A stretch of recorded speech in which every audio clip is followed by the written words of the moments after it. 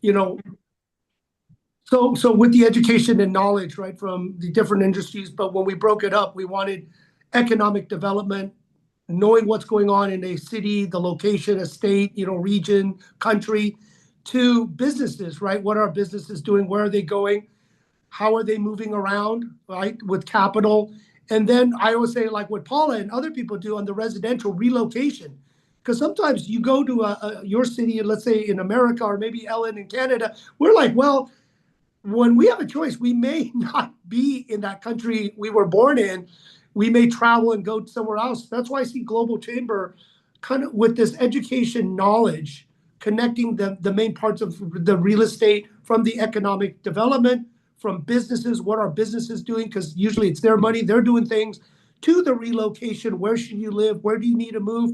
Because I know in some countries, you work until you die, and that's no way to work. And that's what's so scary. But I know what I will say with Paula, the golden visa in Portugal and everything, I think they're closing it down, right, Paula? Too many people, too many immigrants are coming out. Too many people are trying to buy their way. But that's what it is interesting to learn and know. But Doug, I'll just say on the education with AI, there are technology companies I'm working with, and with the data centers, there are people in the C-suites and others blocking and positioning for self-preservation. So a lot of interesting is going on, right? When you see new technology coming in, right, where the automotive, they were, instead of labor, they were using machinery.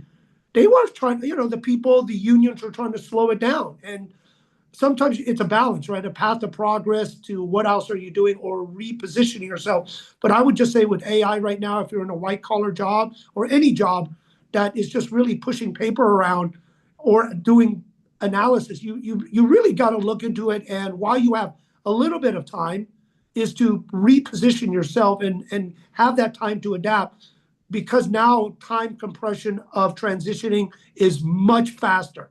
So you cannot transition. That's why knowledge, Doug, from the Global Chamber, education, knowledge is power.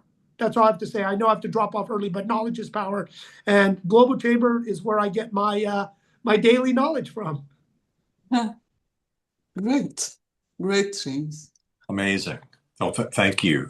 Let's get going. And I think, Jim, if you don't mind, you've been gone for a couple weeks, and you've also celebrated a very important birthday. You've got your fingers all over the world. Renaissance Global is rising in the sunrise. What would you like to share in terms of kicking us off? And we do have several speakers today as well. I would just say this: why we formed Renaissance and partnered with even Global Chamber on the commercial real estate is you do need to have a brand. And I say Global Chamber, you have a brand, so you're part of a community.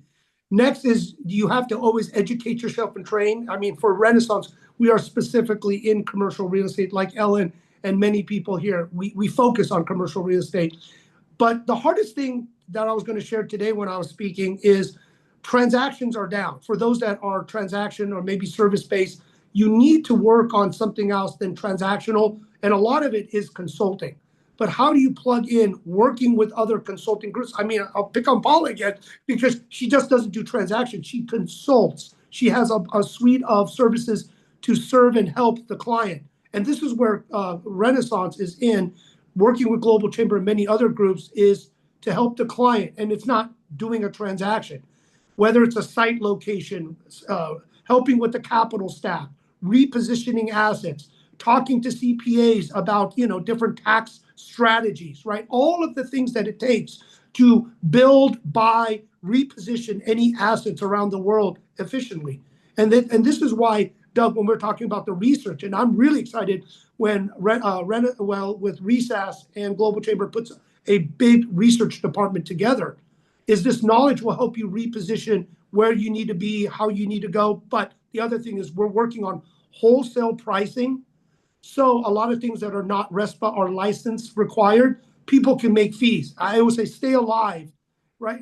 From COVID, stay alive to 2025 or something, right? Shoot, it's past it. We still are trying to stay alive, but you got to figure out other ways to make money. And a lot of it is consulting, talking to other people to reposition yourself, and working with other like-minded, because you cannot know it all. You need to be part of an expert network.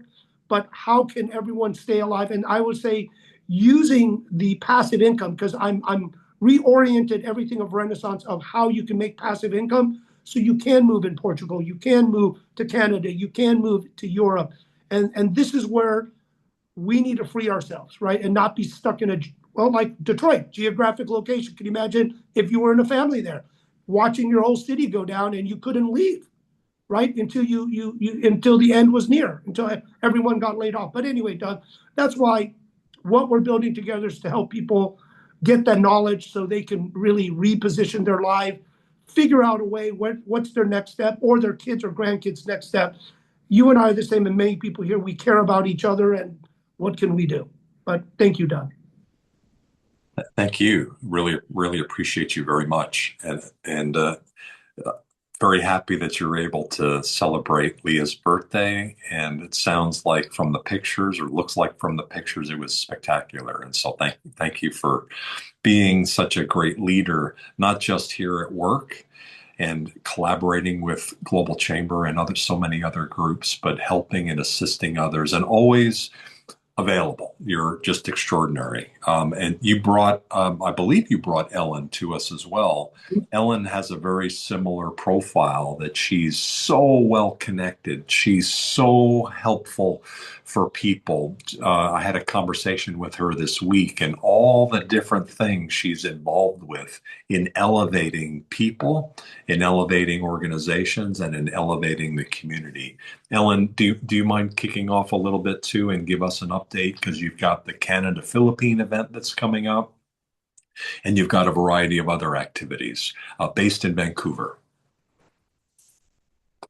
Thank you, Doug, and great to see everybody here. Good morning, good afternoon, good evening, wherever you are around the world. And, really great, always great to come to this meeting every week and see all of the familiar faces, of course, new faces too. And I can't say enough about Global Chamber, all the connections that it's providing, and also a lot of great people that's on the call, and also a lot of people that's participating in the Global Chamber. I always learn so much from attending different meetings, not only this one, but also various different ones for the Global Chamber. Yes, there's a couple events that's coming up. So on August 21st, there's a Philippine-Canada Trade Award, which recognizing top importer-exporters for BC, British Columbia, Northwest Territory, and Yukon. And I will post the registration link in the chat. So if anybody is based in Vancouver, if you have friends based in Vancouver that's interested in learning more about the Philippine-Canada trade relationship, or just be in a room with a lot of important people, please tell them to sign up and register. And I look forward to see you or your friends attending the event.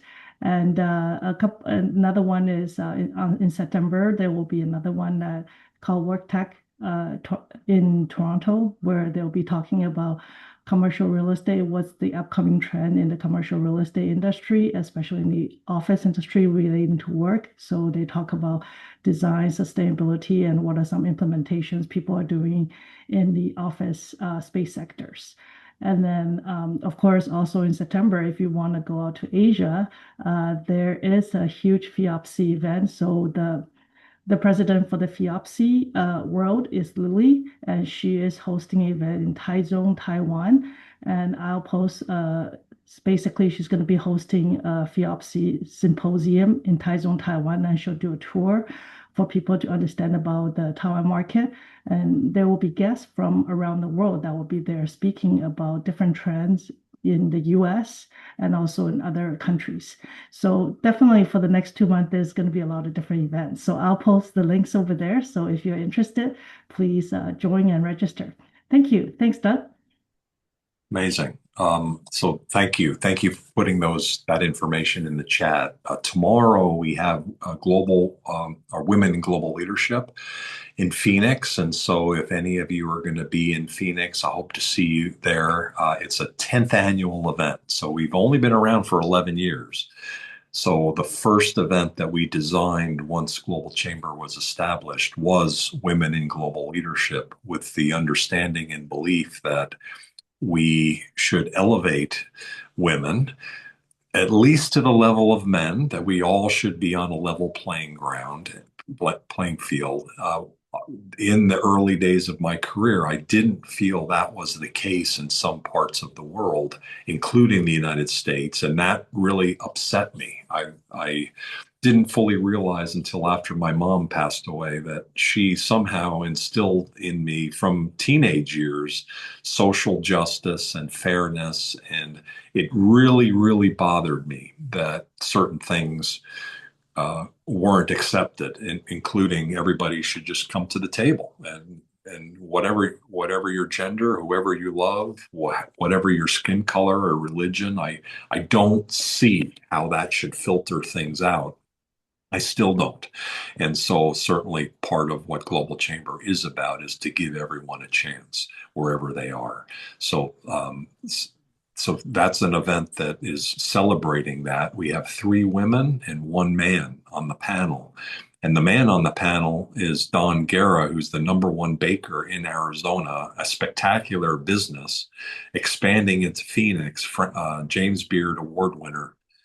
Unbelievable guy, learned baking from his grandmother and his mom, his daughters, and his business. He speaks so eloquently about business and the future of growth and working together in building communities. He's spectacular. And then we have our monthly uh, news virtual conversation on Friday. And so if you can join that, feel free.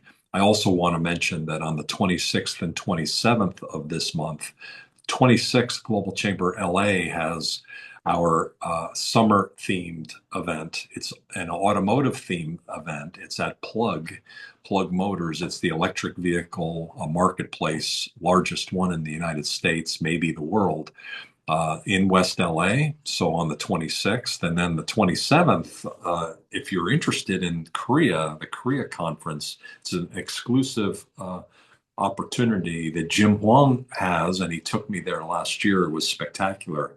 And so I'm hoping that it's still on, and that Jim, maybe you'll be in town for both our event and the Korea event.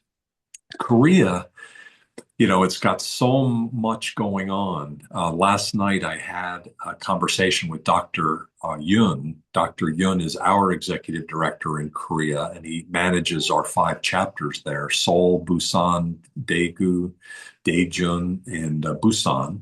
And wow, the opportunities are spectacular in semiconductor and in beauty and in pharma and he just went down the whole list of different things. And we are going to do a special CES, Consumer Electronics Show event in Las Vegas. So that was one of the action items.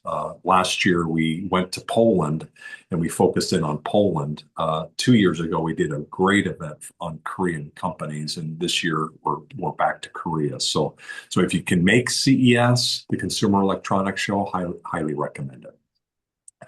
I mentioned about how people should be able to live anywhere and work anywhere. That's certainly my belief. And Paula Macedo, she is someone who lives that for Portugal. She's living in Portugal. There are people who are coming to Portugal. And so she's going to explain a little bit today about how easy or difficult that is. How do you do it? And everything related to the possibility of you moving to and investing in and working from Portugal. Paula, thank you for all that you do. Thank you for your leadership. Thank you for renewing your membership here today. And what would you like to share? Okay. For those who don't know me, I would like to say that I work in real estate since the past 20 years, and I can divide this period in 3 phases. One, residential phase, the entry thing. I worked in Cascais, is an area, a rich area around Lisbon, the residential segment. Then back in 2012, I switched to commercial. At the same time, I moved to Porto again. And from 2021, I started my project. Thank you, James, for mentioning it, which is consulting. my company nowadays provides a range of services that aim to serve a client, someone, an individual, or a company that wants to come to Portugal to live, to work, to produce, to whatever. So, and the services are a buyer service, a buyer range of services, due diligence, sourcing, investment analysis, tax advisory, residency permits, and whatever is needed for that person or company. So it's not easy, but I think I can do it. I have been doing and I have been improving it. So, and I know now much more than I knew 5 years ago. That's a fact. And I found out that it's a very good moment because Portugal is very attractive nowadays.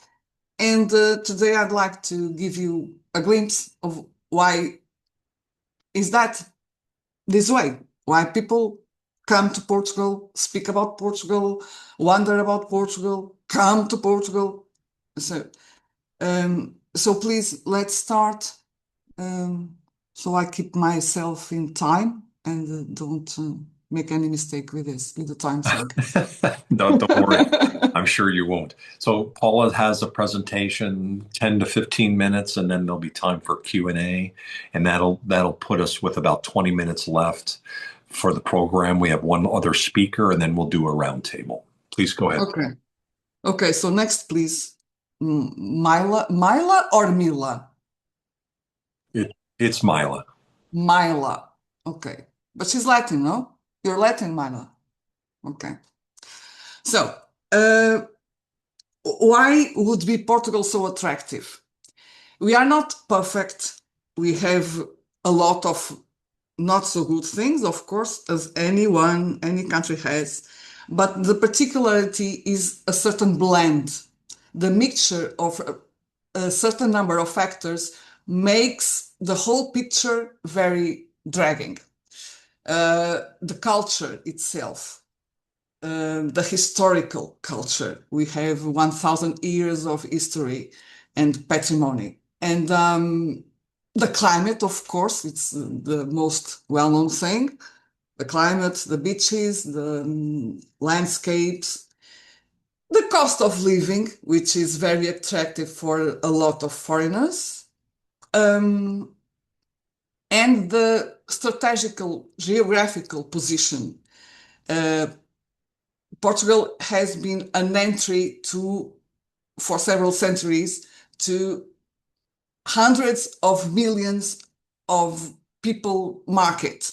It allows access to European market, African market, Latin America, Brazil market, and that is huge. It covers a lot of people, a lot of opportunities for every sector of work and of activity.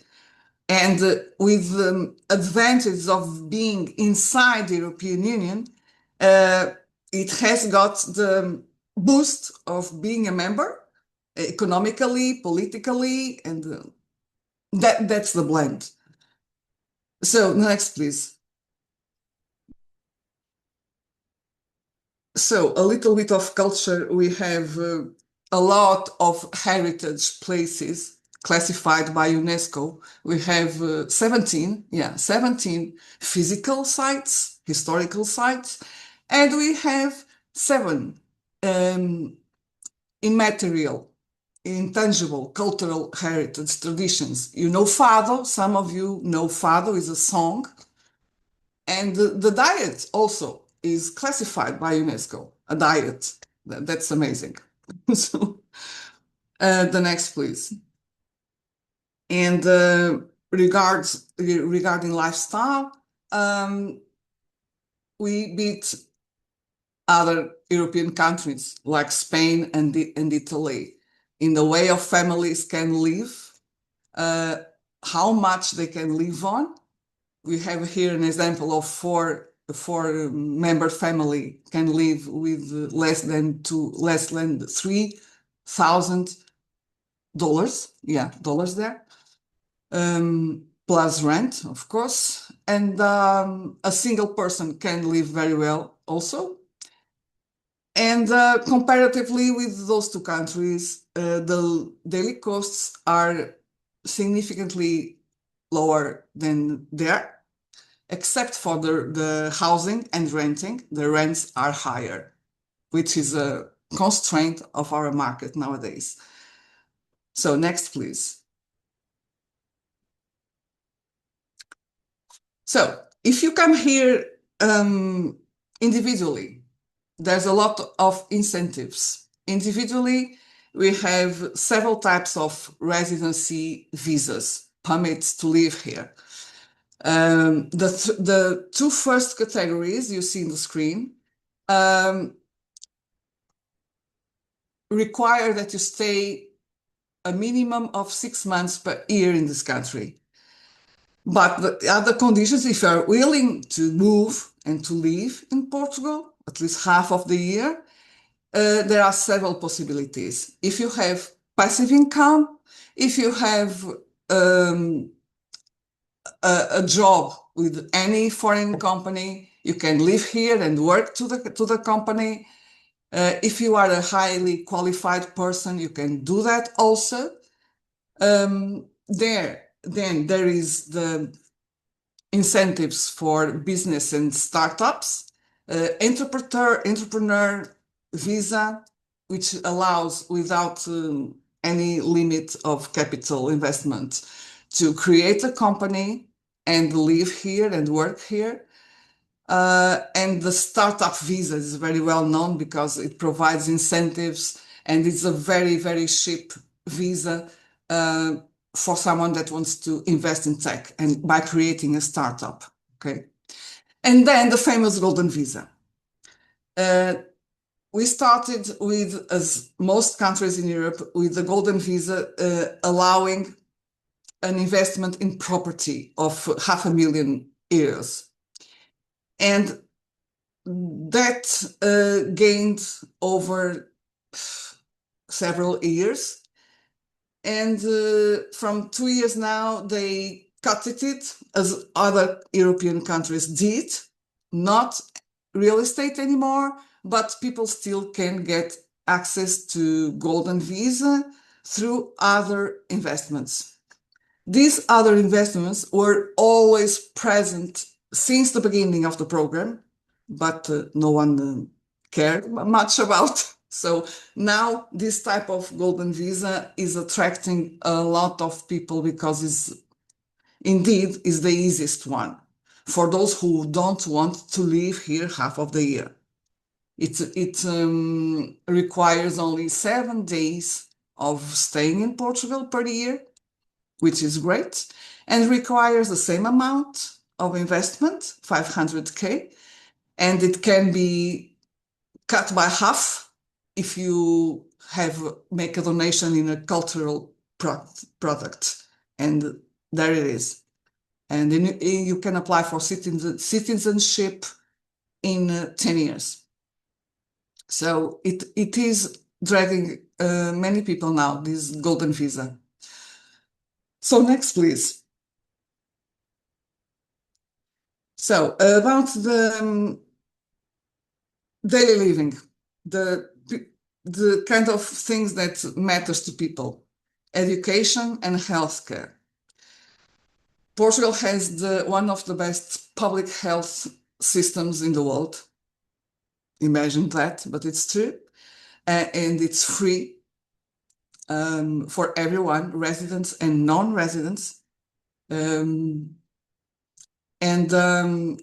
Nowadays, we have also a very strong private health sector. Even Portuguese people combine, I do, for instance, combine the public access with the private access. The private is faster and has a broader range of specialties. But there's a lot of Portuguese that only rely on public system. A health insurance costs much less than in America. You can see there 1,500 per year, which is very low. Regarding education, again, the public system is very well covered. It's organized according to the residency of the person. They have bilingual programs, okay? And there is international, in the private sector, there is international circuit of diplomas. There's a IB with the British and American curricula. So that's not a problem. International teaching covers ages since very early age, for instance, in the private and in the public also. And regarding universities, we have some very good universities.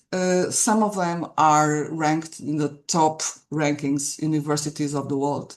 So that's not a problem also. So next, please, Myla. Now we move to prices in real estate, which is my core. And I'm going to give you a glimpse of the current prices in the major well-known areas in Portugal, okay?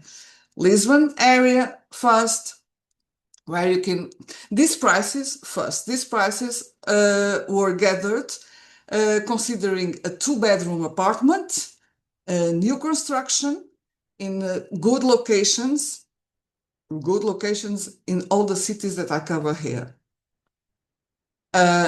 So in Lisbon, you can purchase one of these from 500K and in euros. In Cascais, it raises a bit the minimum price and it goes up to 3 million.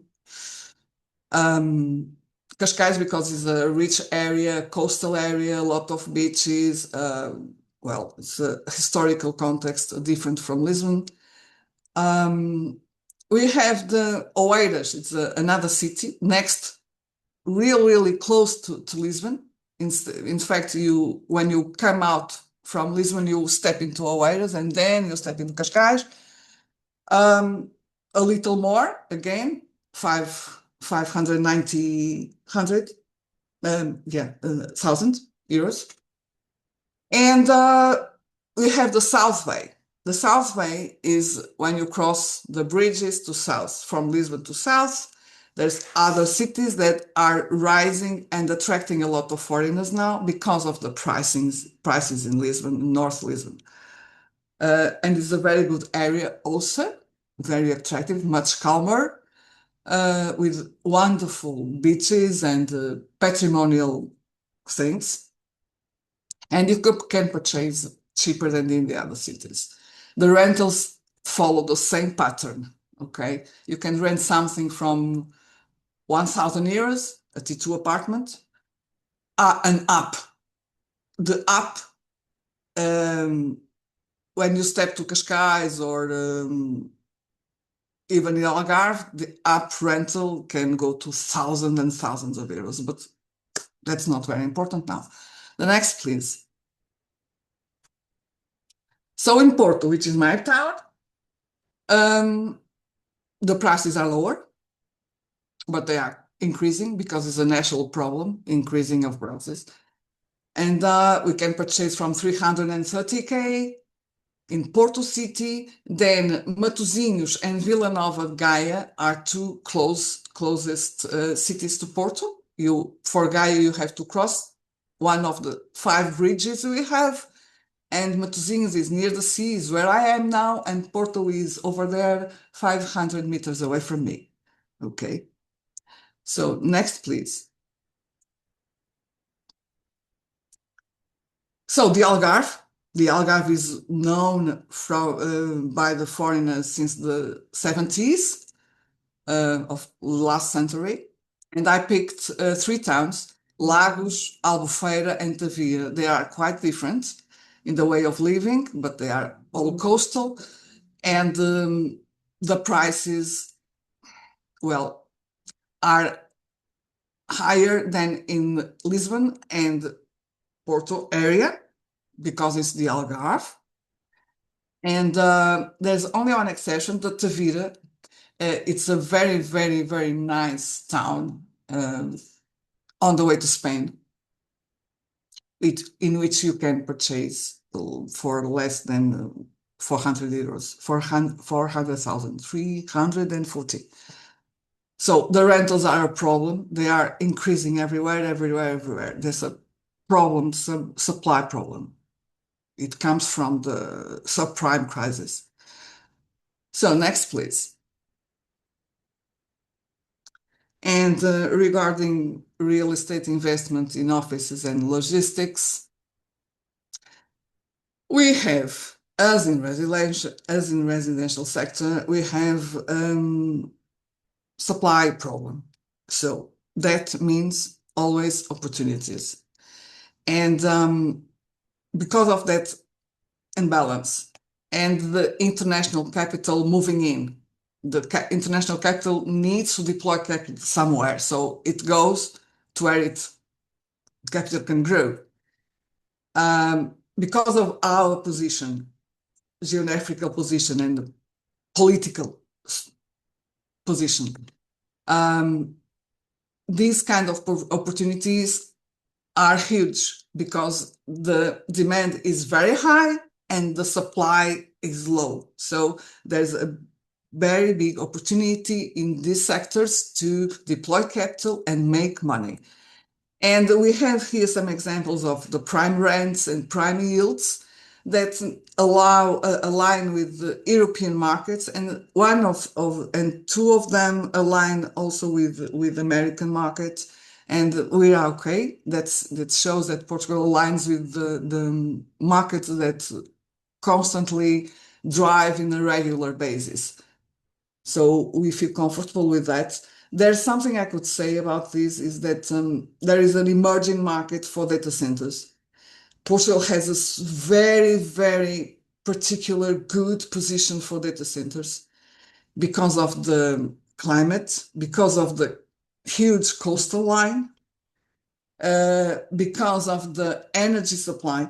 We now produce more than you consume, so we can channel a lot of it to data centers. And actually, I'm working with a client with one project for a big data center for an American company.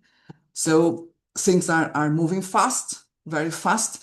And there are other European countries that have not this possibility. They cannot construct any more data centers. So we are in a pole position, let's say. Next, please.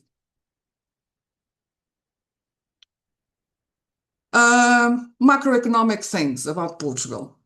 We have got a nice public debt. It's relatively comfort. It's below 100%, which is good, comfortable. It was not so for many years. The GDP growth is also comfortable comparatively with other countries. In real estate, it's very, very interesting because 70% of real estate investment is international capital. It's a proof that things are interesting here and drive. That's very comforting. Of course, the other side of it is that the shortage of supply is not comfortable for those who are needing, but it's comfortable for those who can provide. So the two faces of a coin.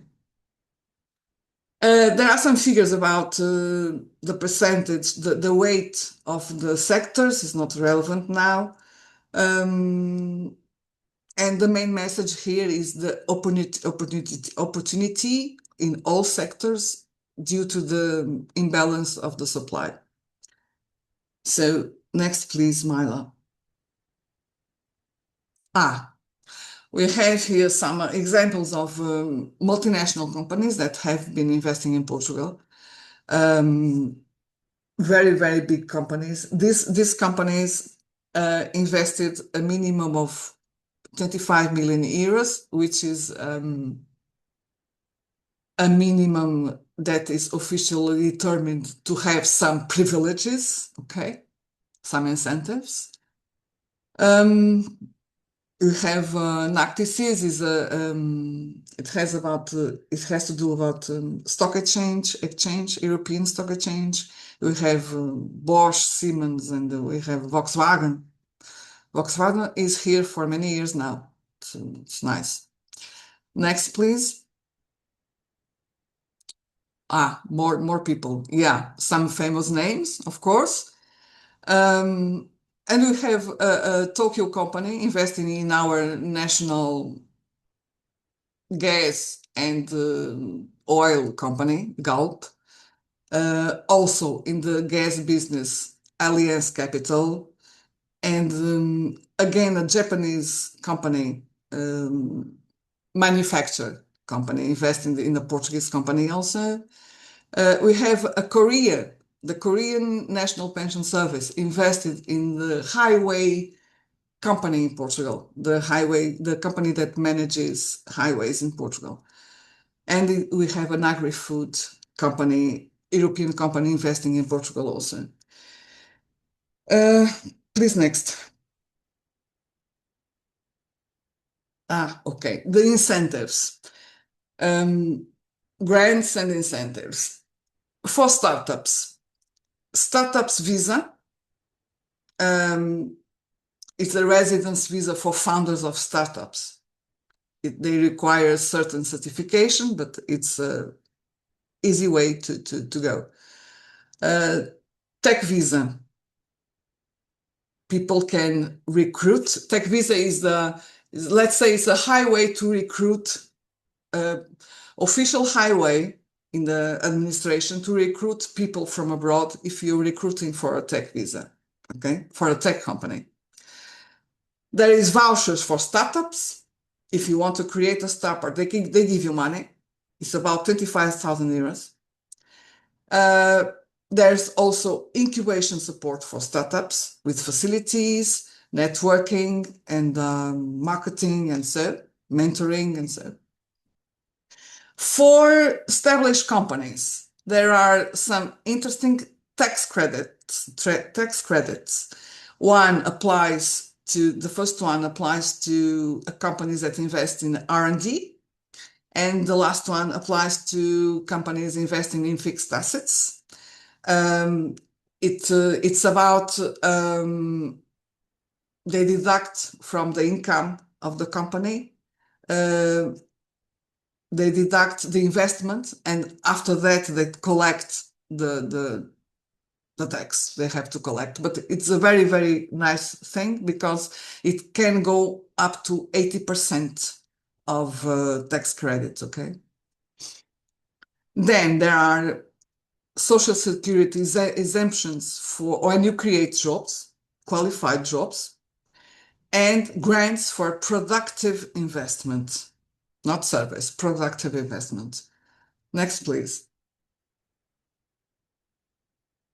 So I'm almost finishing. There are some examples of how Portugal is being recognized globally for investment purposes. The most relevant, I may highlight that it's about being one of the most open countries in the world for FDI. It's official. You see there, Allianz Trade is a ranking from Allianz, classified Portugal as low risk for enterprise, and we even overtook Spain in the competitiveness ranking. That's very good. Of course, one thing that attracts a lot of companies is the English proficiency. We have one of the highest English proficiency in the world. It's very high, and it eases a lot everything. Of course, my parents cannot say a word in English, but a lot of people of my age, younger people. It's very easy to cross. It's very easy to establish yourself in Portugal because you don't need to speak Portuguese in your first day. Okay, you will have to have a visa. To get a visa, you will have to pass through an exam. You will have to learn, but you can live without it. Okay. And we have the global perception more to the side of lifestyle. Portugal has been receiving recognitions consistently in the past 20 years of a leading destination for everything. Cities, destinations, beaches, destinations, golf destinations, whatever. And I didn't know that. I discovered this yesterday. Monocle is a very relevant architectural company. They ranked Lisbon as the third best quality of life in the world. It's amazing. Only behind Tokyo and Copenhagen. That's fair. I believe them. I don't know if there is a next or no. Please, Milo. Oh, there's not a next. That's me. So thank you very much, and I'm open to questions if someone may have. We just have a minute or two. And anybody have a question? Who's been to Portugal? You have been to Portugal for a few minutes.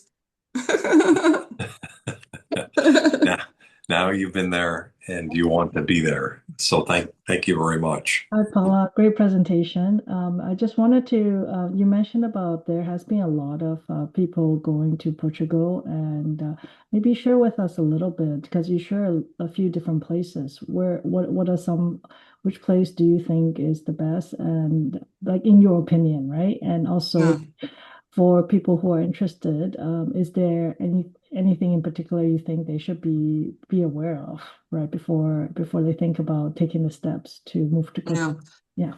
Well, we have this year is the first year in many decades that our population has increased because of foreigners.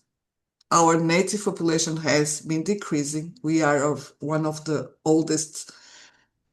Demographically, the population is narrowing and growing older. Now we have officially 1.5 million of foreigners living here. Most of them are from Brazil and African countries, but we have several thousands of Americans, several thousands of Canadians. Of course, other European countries live here. British people, they dominate the Algarve. The Algarve is theirs, you know. Some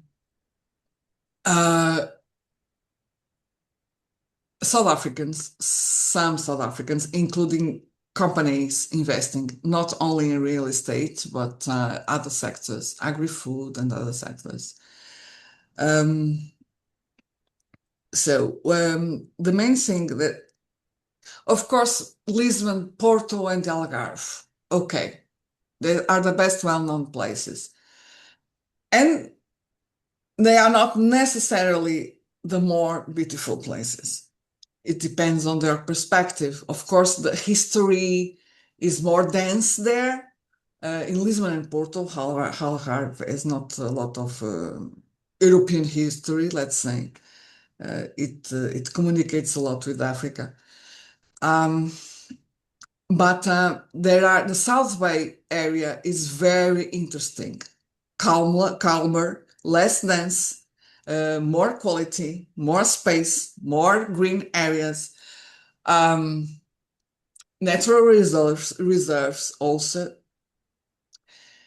And the northern cities like Braga, Viana do Castelo are very attractive, smaller cities with everything in it as the others, but calmer and more manageable. And when things where things cost less, inclusively the housing. To be aware, Portugal people are very welcoming. It's something that is part of us, and we are very bureaucratic also. So the first thing you have to know is you have to be patient to deal with bureaucracy, with public administration. But if you consider everything around Portugal, that is not overwhelming. If you put things if you weight things, okay, you deal with the bureaucracy, you deal with some slowness of things, but the other plate of the whole picture compensates. You just have to be prepared for that, mentally prepared. But things happen. Things will happen. Things won't come back and things won't stuck. They happen. They will happen, but slowly, okay? So, That's that's a fun cross-cultural experience. We have to wrap up. I'm sorry, yeah. because I promised Kitaki that she would give her update from Reno. So if you could hold for a second, Paula, and I see your sure. hand I will raised, shut up. So let's see if we can squeeze you in, because we also need in just 5 minutes to be able to get a final comment from Jim and a final comment from Ellen, and then we'll move on. Hitaki Rajput is in Reno, Nevada. She is with Crescendo Worldwide. Their conversation about trade sphere happened, I don't know if it was last week, but it's a product and offering to grow internationally that they're rolling out in the next few weeks. And so, Kataki, we wanted to make sure that we were aware of you being in Reno. And is there anything that you could share? We only have a couple minutes. I'm sorry. Sure, no worries, Doug. I Do you have appreciate you giving me slot. do, So do you have your first, camera? yes, I'm sorry. No worries. I'm just trying to. You're welcome. Kataki's been in, we were mentioning earlier before the recording, has lived in the Troy, Michigan area, Detroit, north of Detroit, and then she's now in Reno. Yeah. Hello, Welcome. everyone. Yeah, so I think you are able to see me. Yeah, so it's great to connect with you all. So firstly, thank you, Doug, for giving us the opportunity for and the time for the slot to speak. So yes, so during the last session, my colleague Siley was there. I'm not sure who all were present, but just to give an overview, I have just put my details on the chat box as well, and I can connect with you all individually if required. So we, as a Crescendo Worldwide, we work with different economic development bodies and corporates across the globe. Our major activity is supporting the investment attraction, trade, and FDI related activities. We work with corporates individually to support them for the international expansions and penetrate into different markets. So our work is more feasible based on the requirement what you have. So I have shared my contact details in the chat box, and we may connect personally because as Crescendo we have different models of working, and maybe I would be able to give more details on that. So that's the introduction and the overview about what we do. So majorly, if there is some anything to do with trade, investment, investor B2B, trade matchmaking B2B, we would be happy to support you. And through our global network that we have for partnerships and those activities, we will be able to connect further.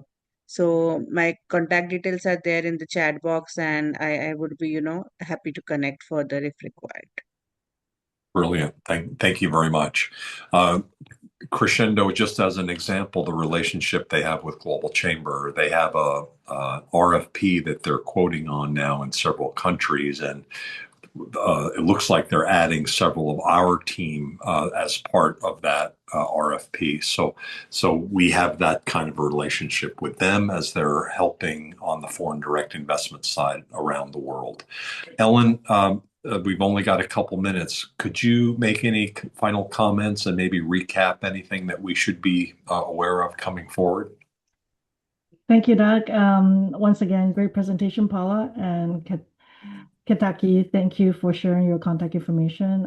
We'll be looking to connect with you. And I wanted to share with everybody, I already put the events in the chat. August 21st, there's the Philippine-Canada Trade Recognition Award. And September 17th, there's a WorkTech conference in Toronto and in Canada, both are in Canada. So one is in Vancouver, West Coast, one is in East Coast. So if anybody is interested and know people there, please pass the registration information to them.